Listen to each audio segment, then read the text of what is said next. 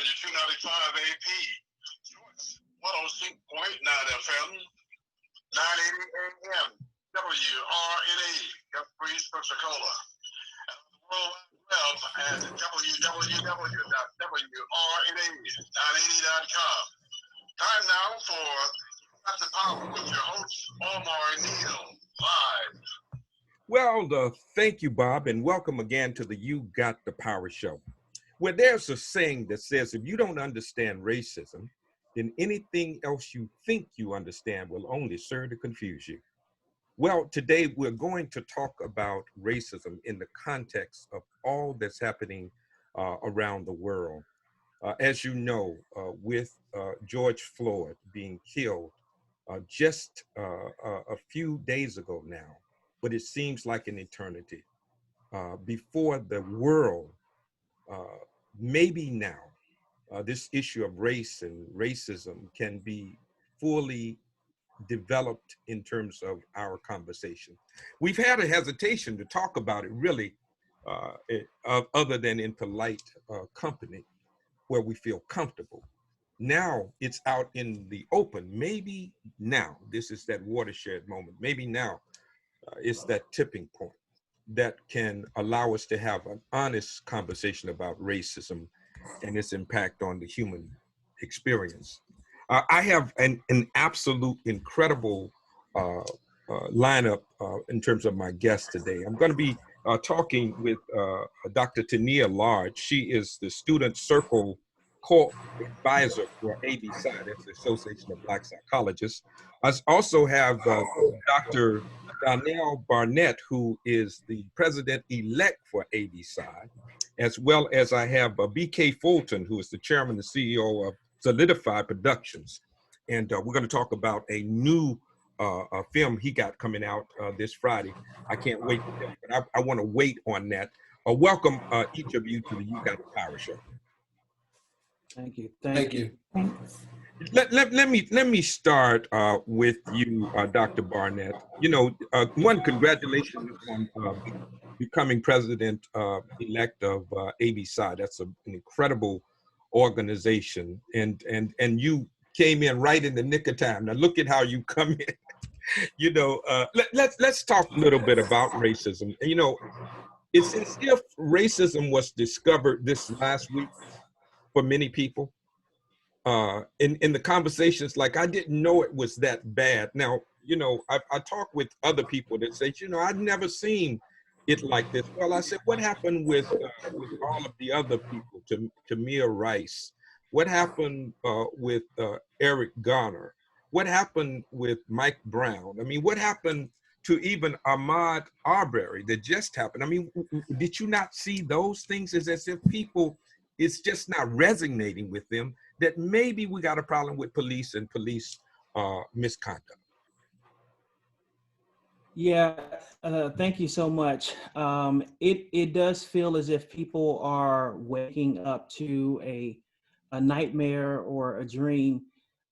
This has obviously been around us for a very, very long time. But there's a, you know, kind of a combination of what's going on in the environment coming off. We are still in the middle of a pandemic where sensitivities and anxiety is really high. We are in an environment that's very polarized. And so there are many things that sort of has people's antenna tuned in to these kinds of things. When it's and being amplified on the news and hearing about it has called people's attention to it, where you can't really ignore it anymore. It is very much in your face. It's palpable. You can feel it. You can feel yourself being that person on the ground with someone's knee on your neck. And so I think it's caused people to pay attention in ways that perhaps they hadn't before. And you know, that's a part of what's happening here, from my opinion. You know, Dr. Lodge, help me out. What's your thoughts on that? Do you know, you are you know, you're looking at it from a female's perspective, and as well as psychologists, and as well as you know, someone who's of the younger generation. So how do you see this? Yeah, I see it as extremely traumatizing. It's something that's been going on for years, unfortunately, that our people have been subjected to since the period of enslavement. It's not anything that's new. Some people will argue that it no longer exists or it doesn't exist the way that it did in our history, but that's not correct. In fact, what we see is we see it happening at the individual level, specifically the police officer on George Floyd in particular. But then when we get into the lack of response, we're talking more about institutional and systemic racism. So we like to focus on what's happening at the individual level. We don't talk a lot or have enough movement as it relates to what are we doing system-wide and addressing the institutional impact of racism. And because of that, we continuously see this demonstrated, and now it's across media, social media, all age group of people have access, and it's traumatizing. Psychologically and emotionally. Unfortunately, it's not something that is unfamiliar to our people. This is what we've been dealing with. I am happy and hopeful that it's being highlighted in a way that more people are talking about it. But again, if we're not addressing the system and it at the institutional level, then we're going to continue to see this impact on our community. Good. BK Fulton is the president and chairman and CEO of Soulidifly Productions. But BK, you this is not new to you. I mean, you've been out here in the game a long time. You've seen racism at all levels. You have been at the highest level of corporation with over 40,000 people working under you. I mean, so do people understand that racism is institutionalized and not anecdotal or just relegated to a interpersonal relationship? Because some people say, I'm not racist, I got a black friend. Everybody got that black friend. Well, thank you for having me on the show, first of all. And I agree with what the other speakers have already shared.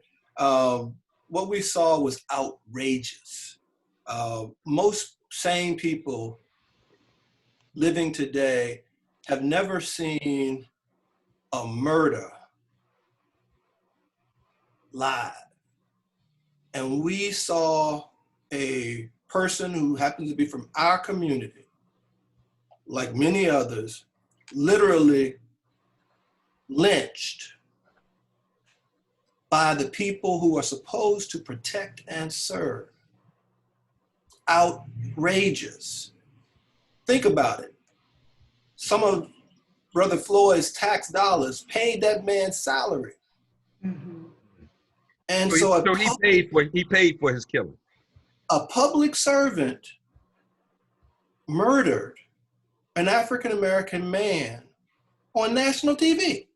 And so, and nothing was done immediately. No arrest. Oh, they're trying to criminalize Brother Floyd. And so at the end of the day, people got upset. I mean, one of the most dangerous places in the world for a black man and a black woman is in the imagination of supremacists.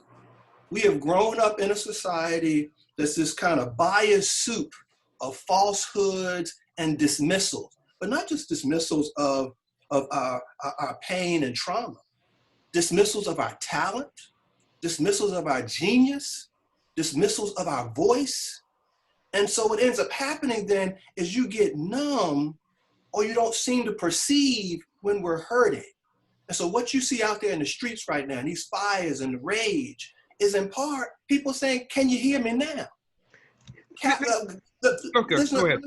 hit this one little point. So Kaepernick tried to give a warning some time back. He took a knee on advice of someone, do a knee, don't disrespect the soldiers, don't disrespect the police. And from the highest in the nation down, athletes should just do what athletes do. Why is he taking a knee? The man was ostracized or what? Dismissed. Mm-hmm. And I think what people do when they dismiss us, they also dismiss the blessings that we bring. And I think at the end of the day, if we're going to have a civil society, I got 3 boys. I couldn't sleep for 2 days.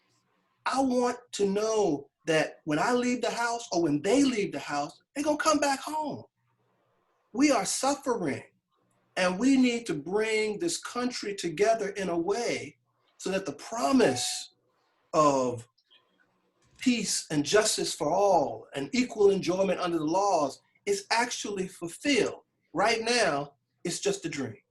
You know, it's interesting, Tania, and I want, Donell, I want you all to chime in. You know, we saw Eric Garner's case. We didn't, he was choked in New York. We saw his death.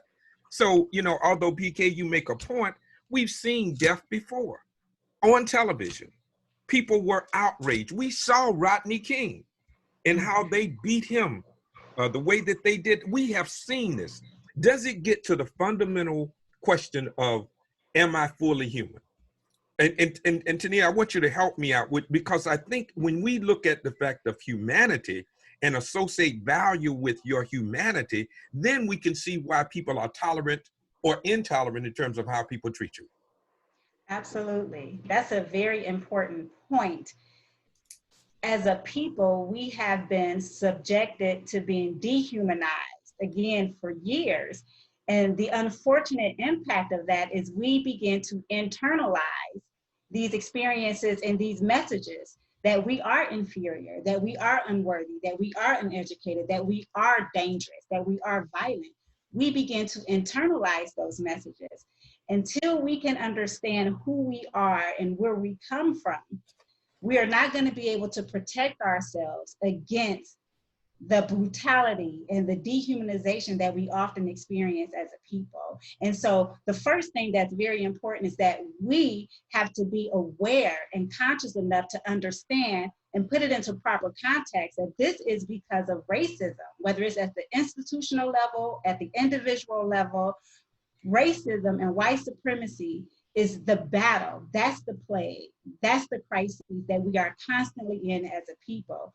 And it's becoming more difficult to resist internalizing these experiences because of the frequency and the exposure that's causing vicarious trauma and trauma to our people.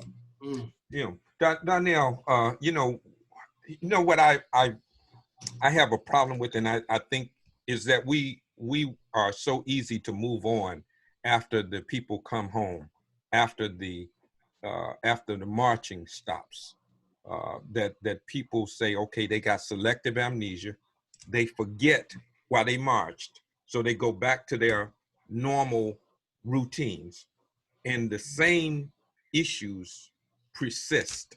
How do we deal with a system of racism in a systematic way? I think that may be a part of why these videos become such a flashpoint.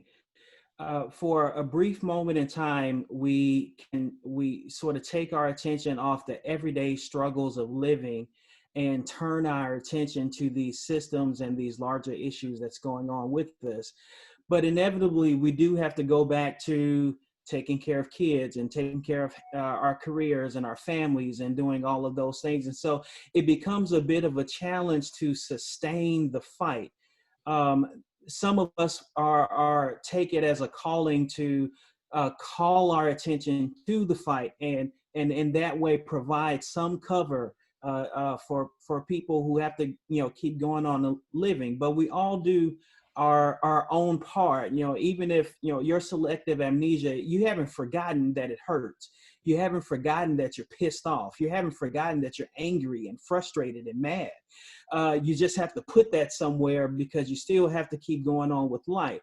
And so we begin to think about how do we organize around a way that, you know, those who can be on the front line to continue carrying on the good fight, on behalf of folks, but even folks who are still living their day-to-day life, you know, they carve out a small part for themselves where they can fight in whatever way, in whatever capacity that they can. So it's about sort of appreciating that we all still have to live life, but we work in different ways. And in so doing, we all provide cover for each other. We love on each other. We Zola up on each other. BK, you know, when we're talking about something as deep as seeing a murder, like you said, on television, that hits us at our core. If you are even a human being, it should do something to your spirit. But part of this is that white people don't understand what Black people go through walking around in black skin. White privilege has been normalized. And so they don't, it's as if it's like breathing. I don't understand why you feel the way you feel. I mean, you are very successful. And I mentioned it earlier, and I want to make a point. You're a very successful Black man who's afraid for your 3 Black boys, 3 Black young men. How do you get white people to understand, who have been accustomed to and indoctrinated and inculcated in this notion of white privilege, to understand your plight and the plight of your sons and our people? You know, Omar, it is a hard thing to do, but we don't have the luxury of not trying. And so one of the things that we do is we respond with our authentic voice. So I was able to create, after I retired from running the Mid-Atlantic region for Verizon, I started a production company. And so I decided to write books. I decided to make movies. I decided to create a television network. And we're putting out films, we're putting out media from an achievement narrative. Because as you heard the other guests say, our story isn't being told. And a lot of times we don't tell it to each other. And so if I want you to appreciate that I have something to offer, just first as a human being, but also as a person with dreams and aspirations who's willing to do the work to achieve, then I've got to pour into you examples where we've already done that. Most people cut on the light switch in the morning and don't realize that it was an African American man that invented the filament that allows the light bulb to burn. When people get on the subway in New York, or other places with subways, and they don't know that the third rail that powers the subway was invented by Granville T. Woods, a brother, sold a patent to General Electric in 1901. Most people go to get their fresh produce in the morning and don't know that the guy who invented refrigerated trucks is a brother. People don't know that GPS was invented by a sister. And so we've got to tell these stories. We've allowed the narrative of our pain and racism. So I'm glad you bring in some other issues. We've allowed the talk about that, or the films about that, to dominate the story. So you see domestic violence films, slavery films, Pookie got shot films. I'm tired of watching Pookie get shot. We need to also tell these stories of our accomplishments and our achievements, open heart surgery, blood plasma. I could run down the list of things that represent the contributions of people that have been kissed by the sun. And so we have to do that work. And the other thing, getting away from that a little bit, we got to vote. And we got to go out and and become the elected officers, become the chief of police, become the mayor, become the president again. I mean, at the end of the day, it's often been about the vote for our people. And I think that pouring this energy into these constructive things, this program that you're doing, helping the people to hear some medicine, so they can think about this in a way that will help them to try to make sense of something that you can't really make sense of, but then to turn that energy into something positive, so I don't have to worry about my sons, so I don't have to worry about myself. Most people assume, because I've been at the highest levels of corporate America, that I never had trauma with police. I remember to the day when I almost got shot by police. Walking out the subway, got drawn down on me talking about I just robbed somebody in the subway. I'm coming from school, backpack, glasses, and a Harvard sweatshirt. Almost got killed. We can't live in a society and feel safe when that is a possibility, when that experience, it shouldn't happen. You know what's interesting? I want to bring everybody up. You know what's interesting is that we are in the middle of a COVID-19, a pandemic, where African Americans are disproportionately impacted. Mobility rate is higher than anybody else, any other group. And then we see this. Do you think, and Tania, maybe you can help us out with this. Do you think that it's that this moment that creates a greater level of sensitivity to our own, you know, survival, that's heightened at least our appreciation for life, and willing to push back on the system enough to say enough is enough. Absolutely. And I think that's the important determining factor, is that we as a people have to be understanding and sensitive to what our struggles are and what it is we need to do collectively as a people to address it, and not necessarily be as concerned with white people's response. White privilege is real, and we're dealing with issues that are perpetuated at the systemic and institutional level. That's where very little work is being done. And the reason that white people don't really get it or understand it, because they benefit from these systems and these laws and practices. It's a benefit for them, so they're less likely to do things that are necessary to change the system. Why? Because they're benefiting from it, which means we absolutely, indeed, as a people, have to be understanding, have knowledge, grounded in who we are culturally and what's going to be best for us to survive and liberate ourselves. We have to focus on what it is we need to do, and less about what white people are doing or how they're feeling and how they are responding. Because again, they are benefiting from it. I think it's very interesting that, you know, most white people don't take a position, which also is a position in and of itself. Right? Well, I'm not racist because I have these experiences or these friends. Well, it's not enough to not be racist. Not being racist isn't helping us. We have to be anti-racist to begin to see some movement and action as it relates to what we need to happen at the systemic and institutional level, so that we can see a difference. You know, Donell, you know, BK made a point. He says that we got to vote, and I agree with that. But many African Americans have voted before, and we've not seen our plight advance as we would hope that it would. That people who we vote for, even Black people, get in office and kind of blend in and go along to get along. That they are not policy changes that substantially change the plight of our people. What do you tell people to say, been there, done that, got the t-shirt to prove it, but my condition has not changed?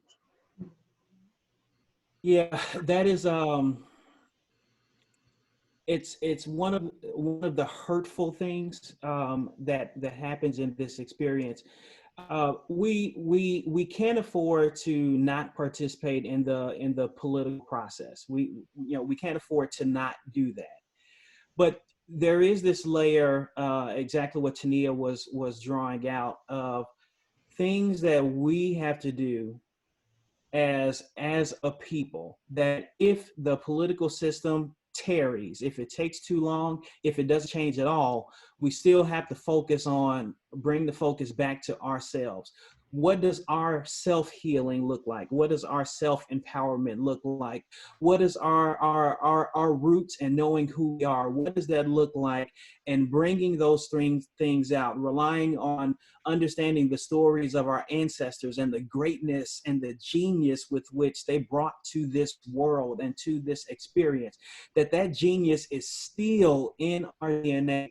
People who have built worlds, built countries and communities and civilizations, if they can take if they can build pyramids and things like that with basic hand tools, surely we ought to be able to rebuild our communities with all the tools that we have access to. So, and understanding that we have greatness in our DNA, and bringing that to bear on the problems that we face and the challenges that we deal with, while we are also participating in the political process, gets us closer and closer to where we need to be, which is a full actualization of our humanity and our personhood and the strength of us as a people.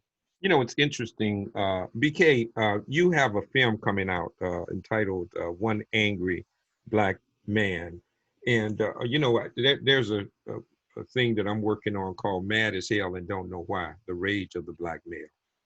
And right now, you know, Black men are very, very angry, and for good reason. You know, we find ourselves in corporate boardrooms, but we still don't feel that we get the same respect as other folk do. You know, for you, who, and I use you as an example because you reached the pinnacle, the zenith of the corporate hierarchy. And yet it's still, you can walk out with what you have on right now and be considered a thug. You know, you see what I'm saying? And I chose to wear my t-shirt the day I normally wear a suit, my hat today. You see what I'm saying? Because I want folk to know I was the mayor of a city. But if I go out like this, I can be diminished because I'm a Black man. I cannot escape myself from my Black skin. And until we can get the value of Black people raised for all Black people, regardless of your strata in society, then none of us are safe. That's the point that I want to make. What's your position on that? I 100% agree. And in fact, I dressed like this on purpose, partly because I had some surgery this morning. I need to have a hat on so y'all don't have to suffer my scars and bruises.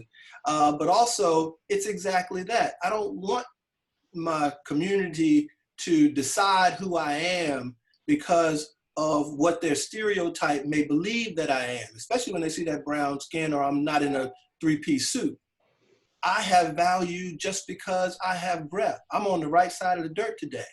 And one of the things that the guest said that I really love is this idea, we're not new to this. And so on the one hand, when we have a trauma or a killing, God forbid, in our community, we have learned that we got to keep it moving to survive. And so that resilience and tenacity of our ancestors from the Middle Passage coming forward to today is also a part of us. So imagine back when the soldiers were returning from World War I and had fought for the country overseas and came back home to murders, lynchings. I mean, this is the anniversary, 99th anniversary of the Tulsa race riots. 1921, the worst race riot in the country. They destroyed Black Wall Street, first American city to be bombed from the air because folk were so upset about this affluence of people of color. And then, so recently, one of the last survivors passed, but they had an interview with her before she passed. Said, "What do you want people to remember?" You know what she said? Not that we fought, not that we got a few, and they got some of us, but that we rebuilt. And that is that message of resilience and tenacity. Our people are the LeBron James, Michael Jordan, Steph Curry, Larry Bird, everybody combined of resilience and tenacity. We are a beautiful people. And I mentioned earlier, when we get dismissed, the world misses out on our gifts. But we are giving people. We have always built. We've built so many different societies. We contribute. I mean, when the brother who invented blood plasma died, he died because he got in a car accident close to a white hospital and they wouldn't give him his own invention. I mean, it's a sadness. It's a sadness. It's like today we look up at the sky and are choosing to see half the sky. Nobody knows where the cure for ALS is coming from, or the cure for cancer is coming from, or the cure for Alzheimer's is coming from. I promise you, it's out here in the world, and it's probably in a sister or in a little brown boy. So we've got to invest in everybody and cultivate everybody. And we have to learn to treat each other better like our ancestors did. They said, "Baby, that's okay." I mean, here's from Arthur Ashe. Start where you are, use what you have, and do what you can. Those 3 little steps get you to the next step.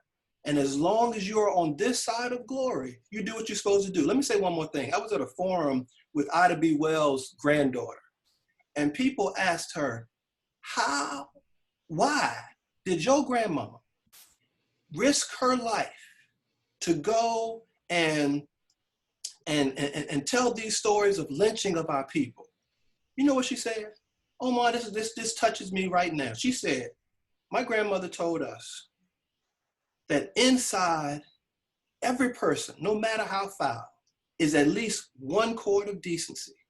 And if you strike that chord with truth, it will sound in righteousness and justice. My faith tells me that. My faith tells me that we are a faithful people. We've got to circle up, draw on that faith, draw on those lessons, and do the work that needs to be done. All of us get to have the life we're willing to work for. God blesses all of us to turn our dreams and ideas into their tangible equivalents. But you have to have the faith, be willing to do the work, and expect the outcome. All white folk ain't bad. All black folk ain't good. There's some folk out there that we're going to have to deal with. A lot of folk need therapy. I might need some therapy. But at the end of the day, we are enough. And that's the message we got to get to our young people. You are enough. People going to call you out your name. People going to put upon you. People going to try to oppress you. That's the world we live in. You want to make that world better? Start with yourself. Find somebody kind of like you. Start where you are. Use what you got. Do what you can. You know, Tania, you know, some people say that because of the demographic shift in America and the world, that people of color are, and we've always been the majority, but you know how they delineate and measure population, they always divide us in so many subgroups that they call the majority minority, and we have accepted that. But that's not even the point that I'm making. There are some people who feel that when we become the majority, then we will do to them what they did to us. And it's going to be retaliation against them for 400 years of mistreatment. And so therefore, that's where the fear lies, in not fully shifting the paradigm, not dealing with structural and institutional racism because of fear of retaliation. What do you tell white people who feel like that? That's very interesting. And again, I think by design, that's just a distraction to deal with the real issues. When you think about historically, prior to colonization, prior to enslavement, who we were as a people, that wasn't our nature. Working collectively, relying on interpersonal relationships, having cooperative economics, working in united unison, being together is the nature of our people. That was the spirit of our ancestors. And so wherever we are, whether we are considered the majority or the minority, I like to believe that we will stay true to who we are as a people. And if we rely on who we were prior to colonization, prior to enslavement, and the multiple historical injuries we have had, if we can get back to who we were during ancient African history, then again, I would hope, and I believe in, that we will be who we naturally are. And we're not naturally violent. We are not naturally competitive or have this individualistic spirit. It's not who we are. It's been imposed on us. And unfortunately, we have learned those unhealthy behaviors. And so I would like to think that we will go back to who we were prior to having this dominant type of worldview and response pattern to who we've been subjected to. You know, it's interesting, this notion of being dominant and this capitalistic notion that the dog eat dog world, and that you get what you can and use whoever you need to use to get what you want in life. It never felt good to me. Donell, it's antithetical, as Tania is really saying. That's not Black folk. That's not African spirit. It's a collective. Is that rising tides lifts all ships, and that we're interrelated and interdependent, and that I can never be what I ought to be until you are what you ought to be. And so therefore my work is to be a blessing to you. In fact, as you said, BK, you're only blessed in order to be a blessing to somebody else. That's why you're blessed. This notion is kind of engendered in the culture and spirit of Black people. Why haven't we articulated that to white people to the point that they feel comfortable with our evolution and our advancement? I think it still shows up. I'm old enough to remember block parties and church gatherings and all these sorts of things that we have done throughout our time here in America to continue to support each other, to continue to work for one another.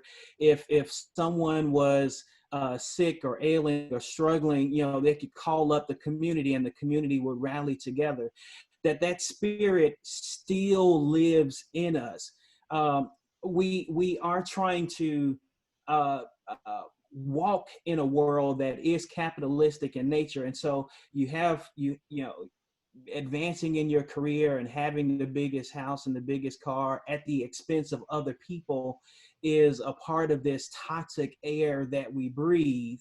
But we come back to our communities and still feel like, hey, that's my brother, that's my sister, and working together. And so we are working to reconcile staying true to ourselves, living in this toxic capitalistic environment. So I don't have, I say that to say, I still see it when I walk outside the door. I still teach it to my son. I see other people who still pass that down from one generation to the next. So I have hope that it since it is in us and in our DNA, it will continue to survive and thrive and be a part of us, regardless of where we are and the environment that we might be placed in.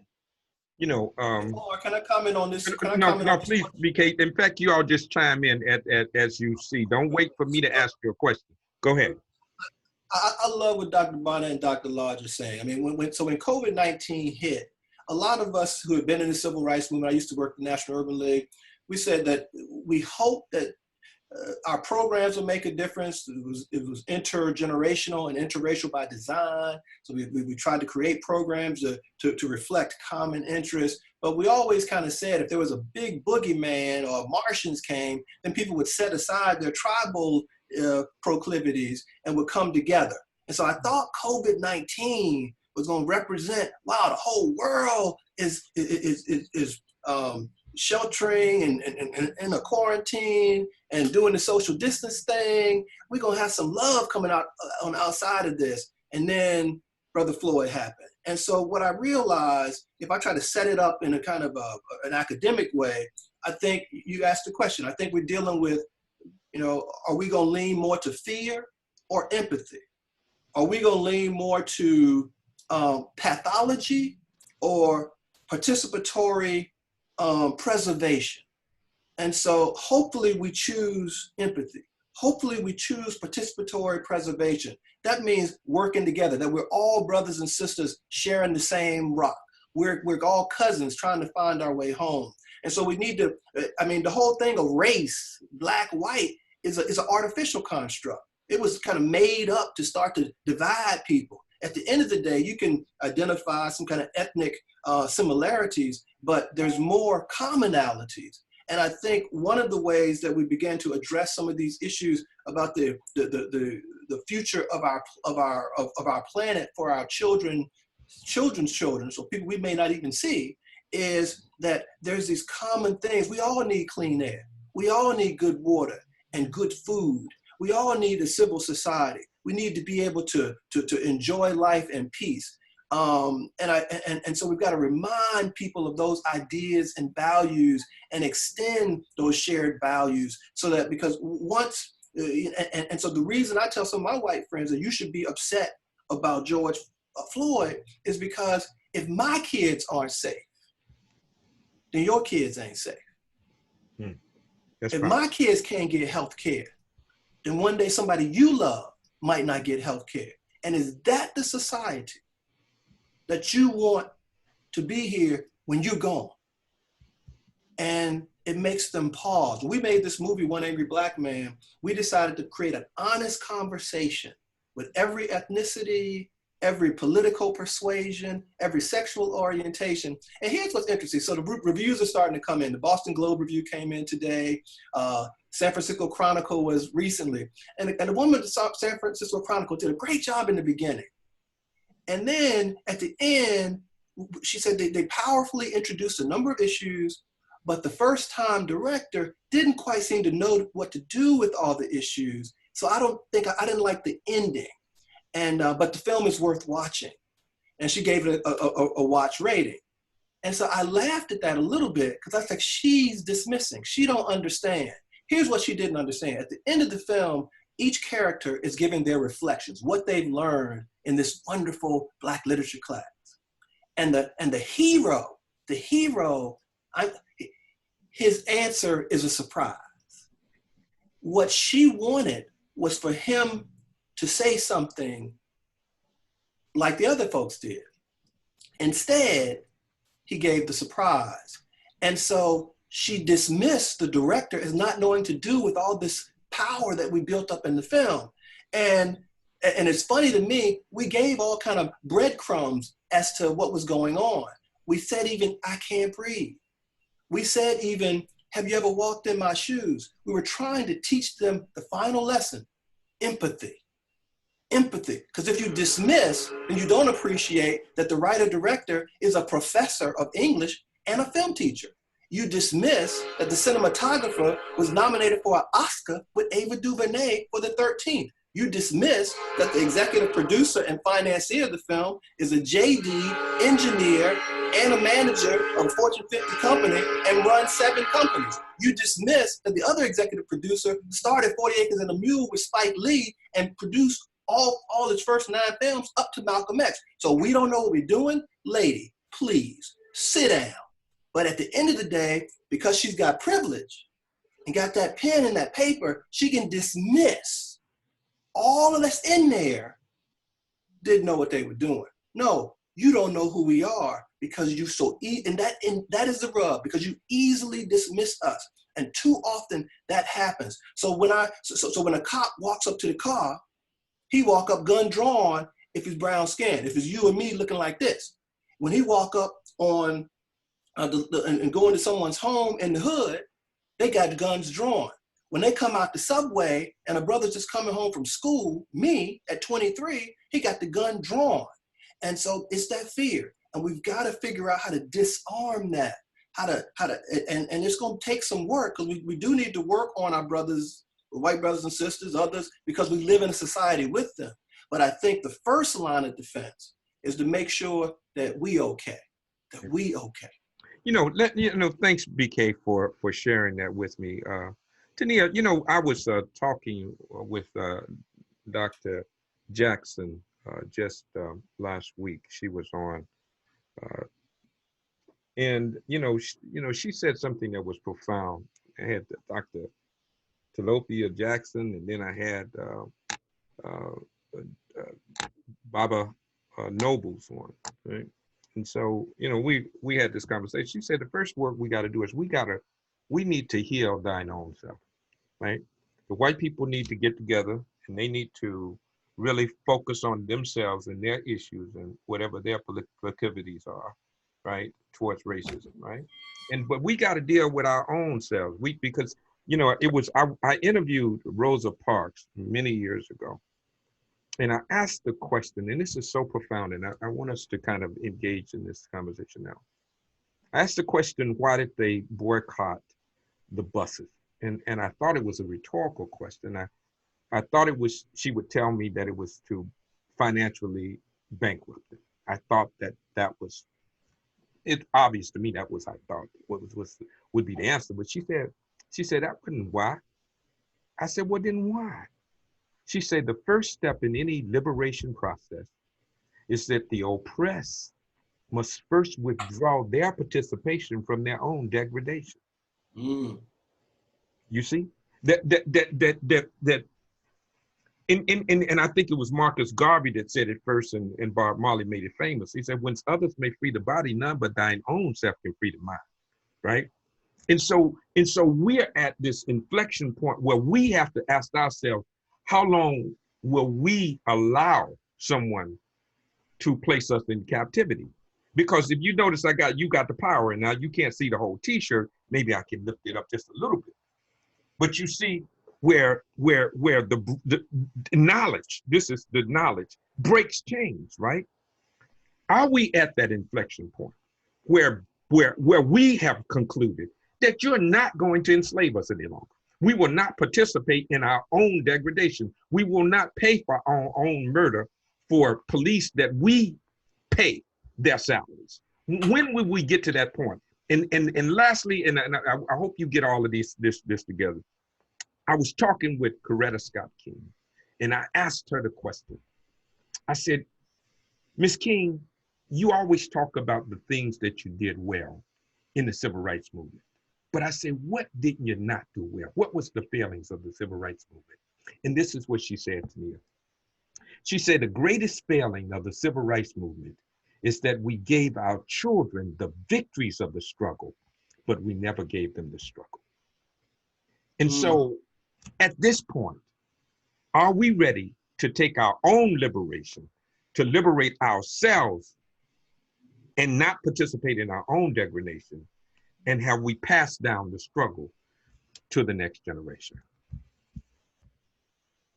Indeed, I think that it's important and necessary for our survival. If we're going to survive, that's exactly what we need to do.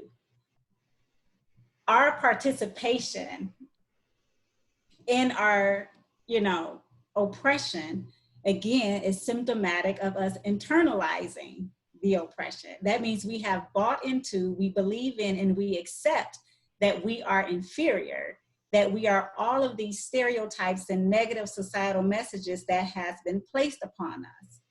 And until we know the difference, you're right. The key to our liberation is our knowledge.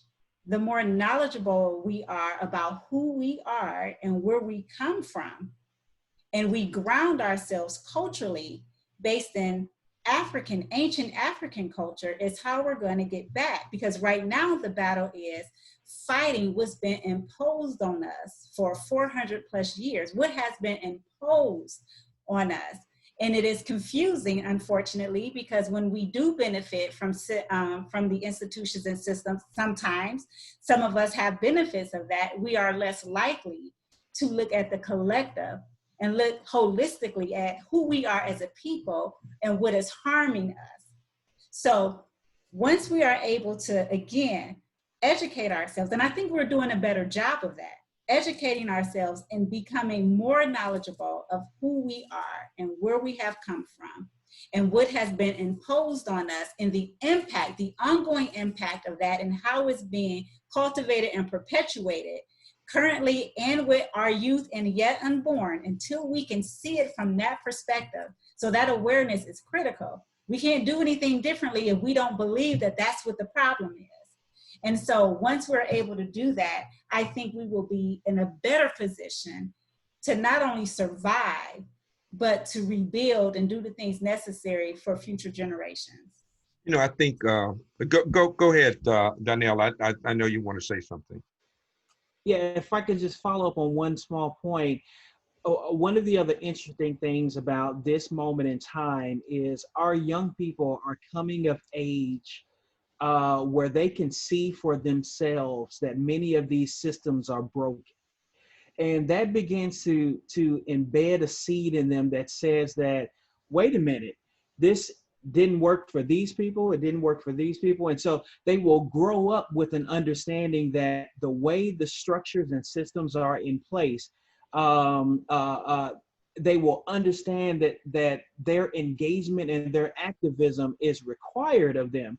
Now, if you push that back about 20 years or so, folks who might have grown up in the 80s, when you might not have had this kind of national flexion point.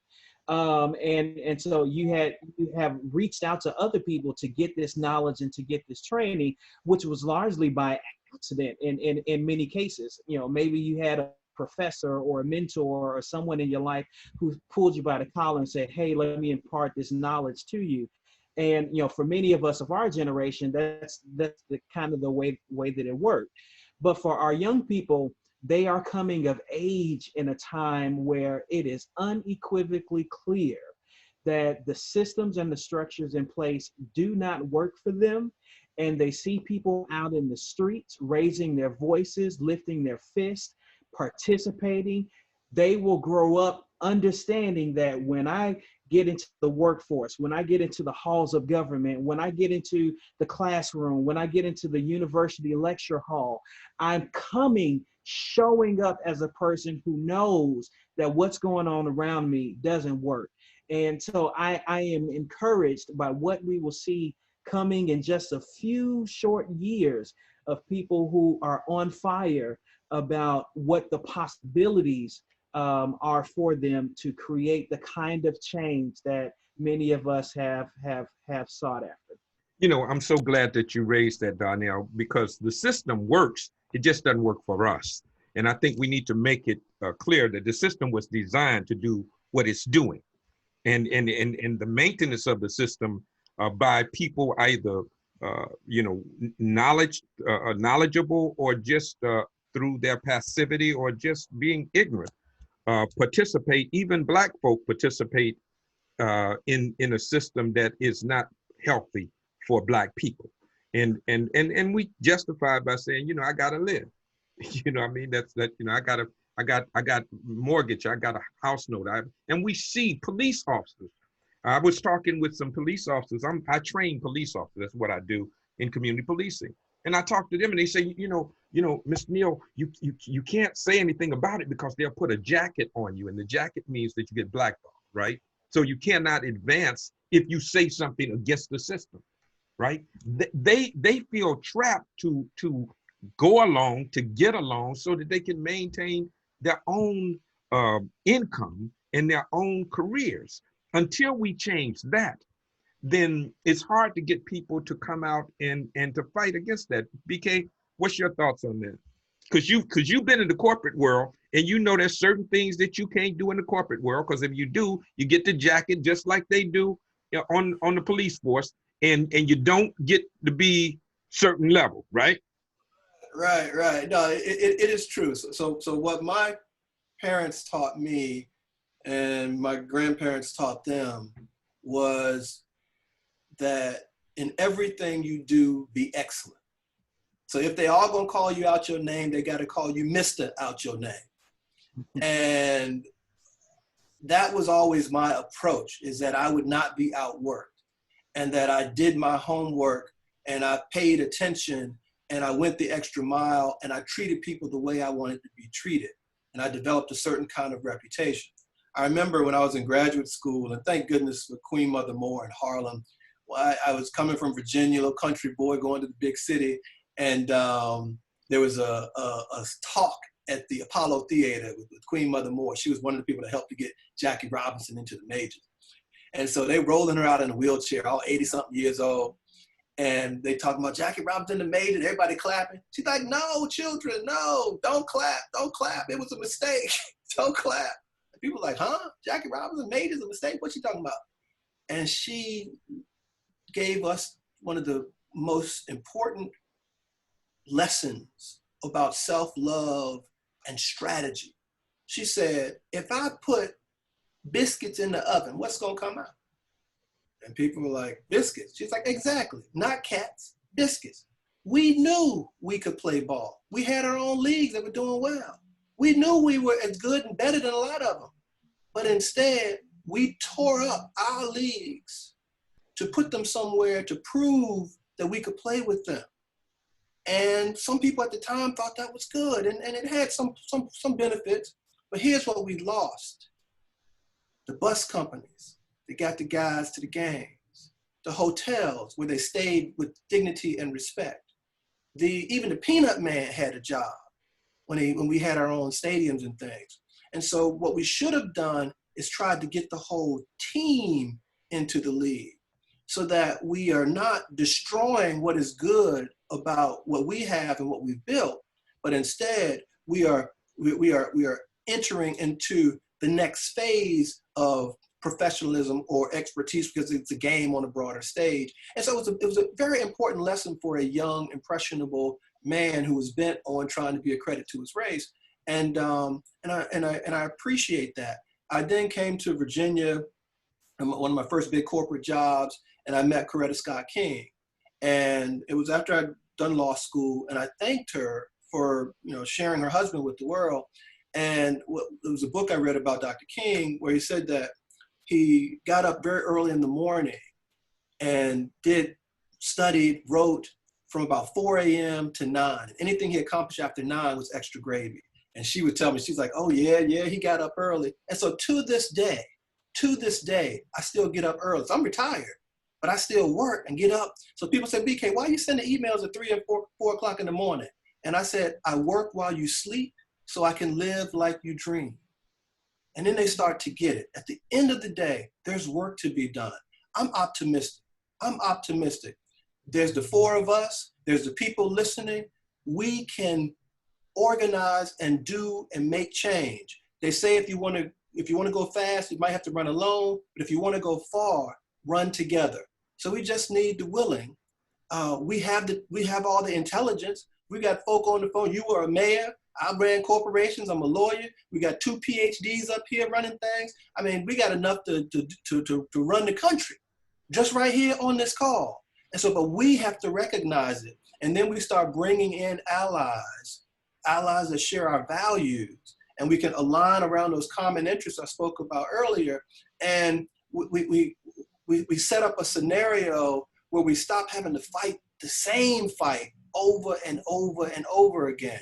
We've got to figure out a way so that we get past lynching. This needs to be the last lynching. In fact, there's a group of us who are going to be working on a federal anti-lynching bill.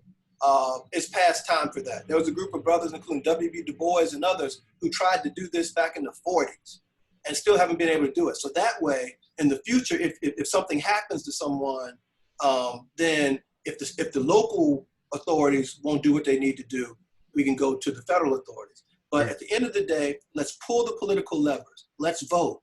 Let's educate. Let's add Black history as part of the standard curriculum.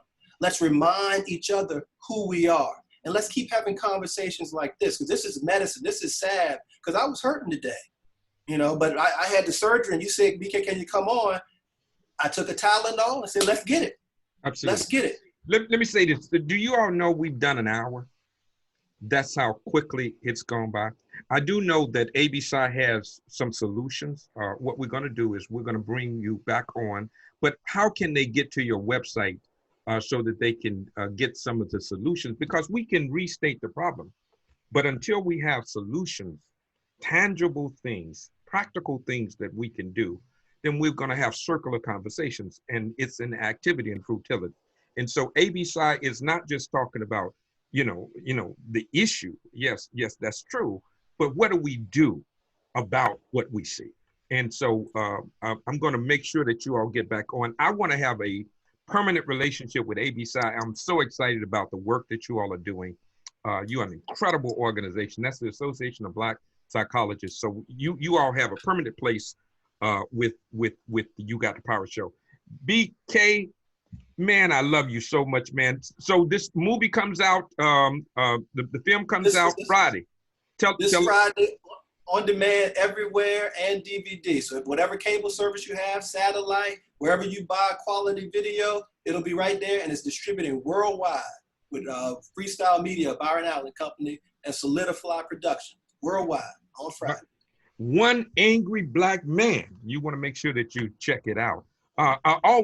This has been a wonderful exchange. I thank you all so much for joining with us on this segment of You Got the Power. It's been a wonderful exchange. We had on Tania Large, Dr. Tania Large, Dr. Donell Barnett, and BK Fulton of Soulidifly Productions. As always, I'd like to thank you for joining with us on this segment of You Got the Power. You can support this program by sending your checks and money orders in care of You Got the Power at P.O. Box 146, Tuskegee, Alabama, 36087. Also, you can support us on Cash App as well as PayPal on our Facebook page, Omar Neal.